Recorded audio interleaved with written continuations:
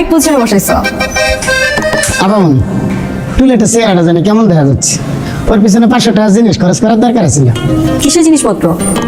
এই যেমন মনে করেন একটা ফেস ওয়াশ, তারপরে হইলো একটা ক্রিম, আর হইলো মরিচ বাতি। ফেস ওয়াশ, ক্রিম, মরিচবাতি, এগুলোতে এখানে কি হবে?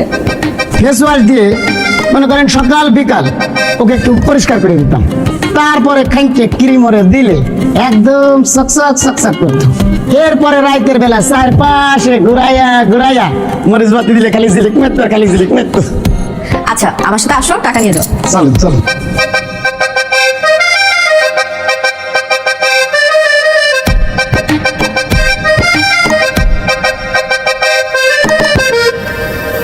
এই থামেন।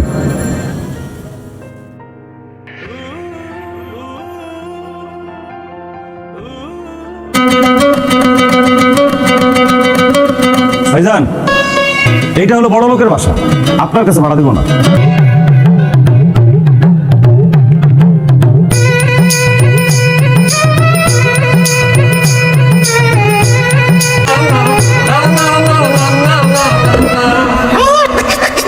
ওই কে আপনি?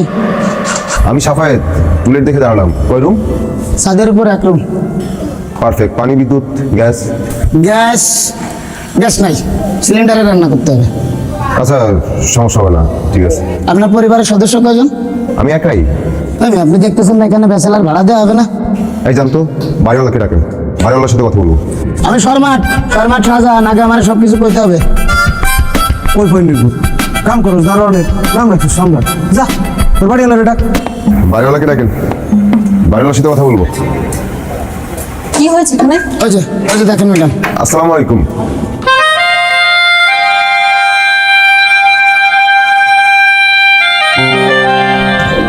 টুলেট দেখে দাঁড়ালাম। এই যে আমার ভ্যান, এটার উপর আমার সবকিছু আছে। এক খালুস বাড়িওয়ালা আজকে আমাকে বাসা থেকে বের করে দিয়েছে। আমার অপরাধ হচ্ছে যে আমার গার্লফ্রেন্ড গিয়েছিল আমার বাসায় আর কফি খেয়েছিল। কিন্তু আমরা তো ব্যাচেলর ভাড়া দিব না। কেন ব্যাচেলর ভাড়া দিবে না কেন?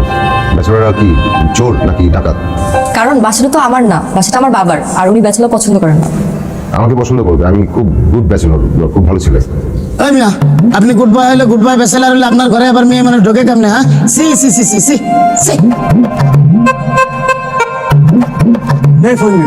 তুই হলি গরিব দাঁড়া, তুই প্রেম প্রীতির কি বুঝিস? জীবনে করছিস প্রেম? আরে কি শুরু করলেন আপনারা? আর সরি, আপনারা অন্য কোথাও গিয়ে বাসা দেখুন, আমরা ব্যাচেলর ভাড়া দিব না। তাহলে এক কাজ করুন, আমাকে বিয়ে করিয়ে দিন। কি আশ্চর্য, আমি আপনাকে বিয়ে কেন করিয়ে দিব? আমাকে বিয়েও করাবেন না, বাসা ভাড়াও দিবেন না। এই সব নামাজ কি আজব ব্যাপার, সবকিছু আমার মানে? আপামনি, আজ থেকে আমি এখানেই থাকবো।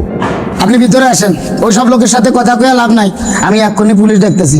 999 ফোন দিলেই বাইরে গিয়ে কাটা ফাটা গলা দিবেন। চলেন ভিতরে, চলেন। না, আমি ব্যাচেলার ভাড়া দেবো না। আর ওই ছেলেকে তো আরো আগেই না। যে ছেলে বাসার সামনে জিনিসপত্র নামিয়ে সারাদিন বসে থাকতে পারে, সে আরো অনেক কিছু করতে পারে। আমি বাসা ভাড়া দেবো না। আচ্ছা, ছেলেটার কি দোষ? একটা ঝামেলার মধ্যে পড়েছে। একটা মাসের জন্য ভাড়া দাও, তারপর না হয় ও নতুন বাসা খুঁজে চলে যাবে। 1 মিনিটের জন্য না। আমি ব্যাচেলার পছন্দ করি না। আরে, ও তো গুড ব্যাচেলার, খুব ভালো ছেলে। যতই গুড ব্যাচেলার হোক। আচ্ছা কনা, আমরা যদি বাসায় ব্যাচেলার ভাড়া দিই, তুই কি সেই ব্যাচেলারের সাথে ভেগে যাবি? মা, তুমি এসব কি বলতেছো? আমি কেন ব্যাচেলরের সাথে থাকবো? আমি কি পাগল নাকি? তাই তো, আপামনি ভাগলে তো বিবাহিত লোকের সাথে ভাগবে, ব্যাচেলার লোকের সাথে ভাগবে কা? তুমি কি বোকা? সম্রাট ভাই, তুমি এসব কি বলতেছো? কথা কি বুঝে বলো, নাকি মুখে যা আসে তাই বলে ফেলো?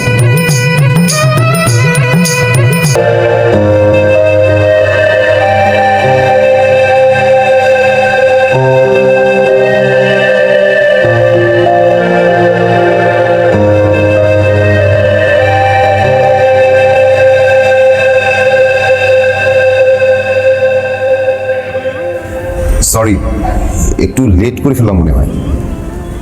এমন সব বাচ্চাদের পড়াই। তাই সব টিউশন আর কতদিন চলবে? এইসব টিউশন তো আর বেশি দিন চলবে না, চাকরিটা পেলেই তো টিউশনই বার।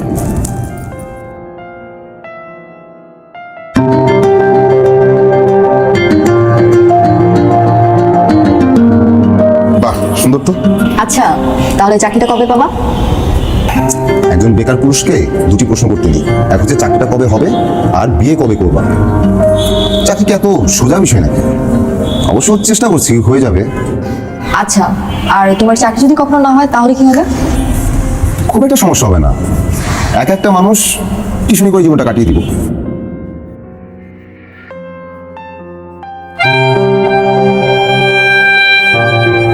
জীবন আর চাকরির সাথে কোনো না কোনো গল্প তো আমি ঘটিয়ে ফেলবো, যদি তুমি ঠিকঠাক আমার পাশে থাকো।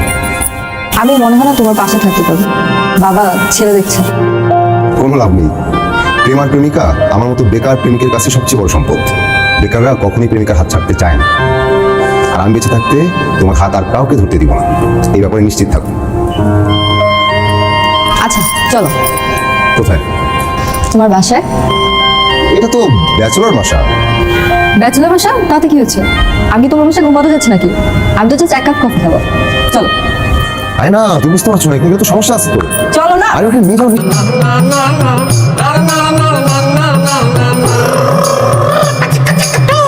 এইখানে ঘটনাটা আসলে কি ঘটতেছে? জিনিসটারে সৌন্দর্য করতেছি। কোন জিনিসটা? এই যে টুলেটটারে সৌন্দর্য করতেছি। রাতের বেলা এখানে বাতি জ্বলবো, ঠিক আছে? মরিচ বাতি, একবার জ্বলবো একবার নিববো, একবার জ্বলবো একবার নিববো, বুঝছেন? হালার দুনিয়ায় কত কি তামসা যে আমি দেখলাম, আবার নাকি বাতিও জ্বলবো। ভাই হাওকামি দামি জিনিসগুলো নষ্ট না করে আমার দিয়া দে। আমার বউ জিনিসগুলো পাইলে কি যে খুশি হইব। আপনার জন্য নিয়ে আসি।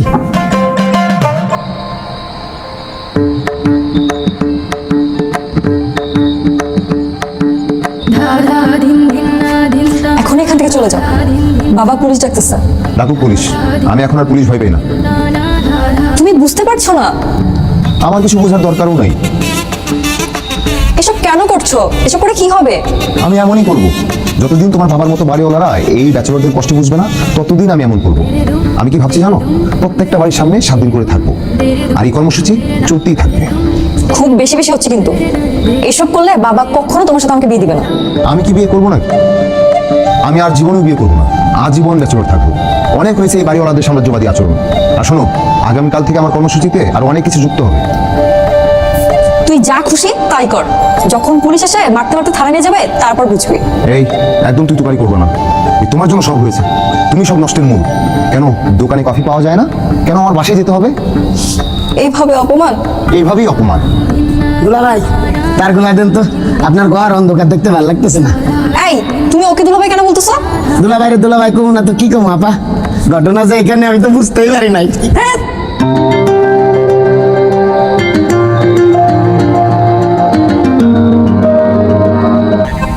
বাবা ও খুব ভালো পরিবারের ছেলে। ওর বাবা মা দুজনেই গ্রামের হাই স্কুলের টিচার। ওর রেজাল্ট শুনলে তোমার মাথা ঘুরিয়ে যাবে। আর ওর মতো সেমি পারফেক্ট ছেলে এই দুনিয়াতে আর একটা নেই। ওর শুধু একটা ভালো চাকরি হলেই ও ফুললি পারফেক্ট। তুই এত কথা কি করে জানিস? কারণ গত 3 বছর ধরে ওর সাথে আমার কি তোর সাথে কি? মা, আমি ওর বাসায় কফি খেতে গিয়েছিলাম।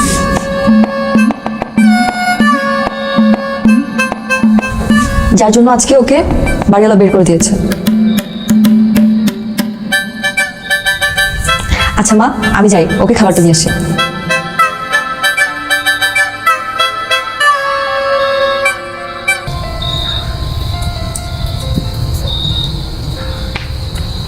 এখানে খাবারটা রেখে গেলাম, খেয়ে নিও। খাবো না, নিয়ে যাও। না খেলে লাথি দিয়ে তোমার সব জিনিসপত্র রাস্তায় ফেলে দিব।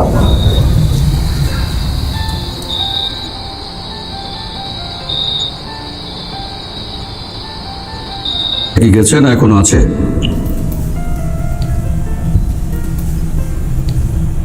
বাবা, তুমি ওকে গাধা কেন বলছো?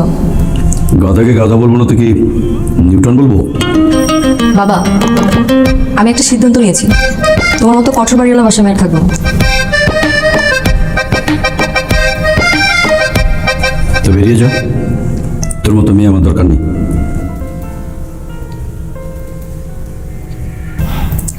আমি আরো একটা সিদ্ধান্ত নিয়েছি, আমি আজই সাফায়াতকে বিয়ে করবো।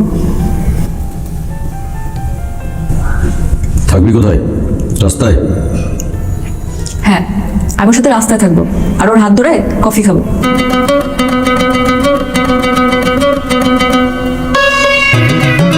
তোমার কোনো সিদ্ধান্ত আছে নাকি? আমিও আজ থেকে এ বাড়িতে আর থাকবো না। থাকবে কোথায় শুনি? রাস্তায়।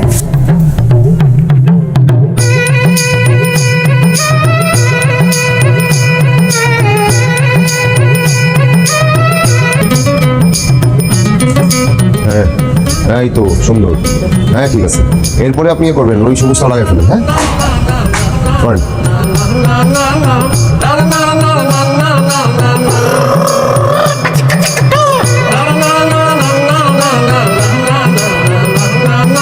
আমি আর বাসায় থাকবো না। বাসায় ঢুকবে না মানে কি? কোথায় থাকবে? কেন? রাস্তায়। তুমি যদি রাস্তায় থাকতে পারো, আমি কেন পারবো না? ও, এখন তুমি আমাকে এখান থেকে সরাতে আসছো তাই না? এতদিনে তুমি আমাকে এই চিনলে?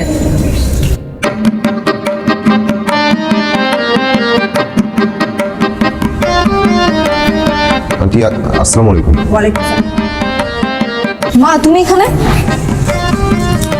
আমি ওই নিষ্ঠুর লোকের সাথে এই বাড়িতে আর থাকবো না। তাহলে তুমি কোথায় থাকবে? কার সাথে থাকবে? এইখানে থাকবো, তোদের সাথে থাকবো।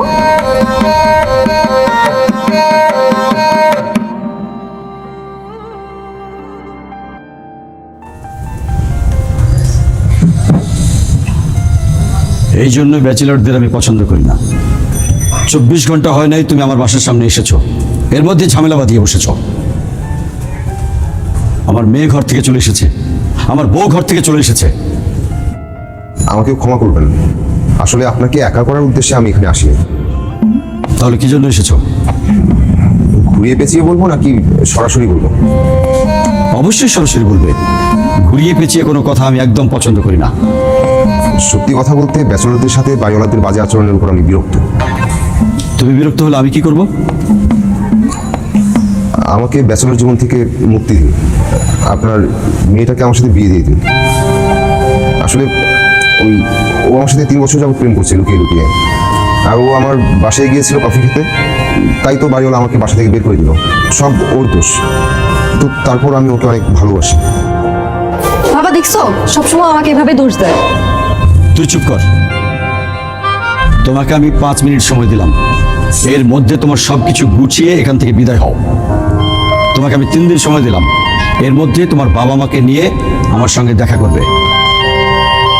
তারপর ওই ছোট রুমটা আমার কাছে ভাড়া দিবেন না? ওই ছোট রুম দিয়ে তুমি আর কি করবে? তুমি তো আমার সবকিছুই নিয়ে নিয়েছো।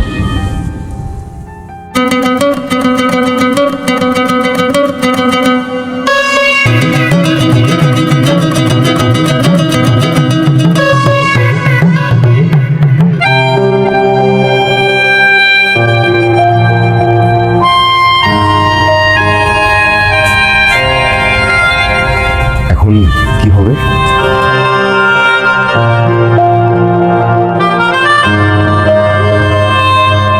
এখন আমার ব্যাচেলরদের সাথে আমার বিয়ে হবে, তারপর? আমাদের সুন্দর একটা সংসার হবে, তারপর? 1000টা বাচ্চা হবে। আর কখনো ব্রেকআপ করবো? 1000 বার করবো, তাও তোমাকে ছাড়ছি না।